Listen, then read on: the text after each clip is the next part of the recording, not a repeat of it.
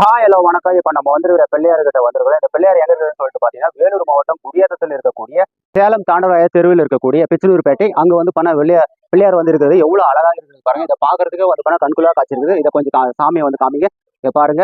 எல்லா இளைஞர்கள் எல்லாம் வந்து எவ்வளோ அந்த அளவுக்கு வந்து பசங்கள்லாம் வந்து ரெடி பண்ணியிருக்காங்க. அவங்க கஷ்டப்பட்டு வந்து ரெடி பண்ணியிருக்காங்க. அவ்வளோ வந்து பக்தியாக ரெடி பண்ணியிருக்காங்க. இந்த முறை வந்து அவ்வளோ அழகாக வந்து சின்ன பசங்க முதல்ல வந்து பெரியவங்க வரைக்கும் வந்து இந்த தெருவில் இருக்கிறவங்களாம் வந்து சேர்ந்து இந்த பிள்ளையார் கொண்டாடுறதுக்காக வந்து பார்த்துருக்காங்க. பாருங்க எவ்வளோ அழகாக வந்து கொண்டாடிட்டு இருக்காங்க. எவ்வளோ அழகாக வந்து குறுக்குல, அதாவது வந்து புல்லு வந்து எருக்காம்புல் எல்லாம் போட்டிருக்காங்க.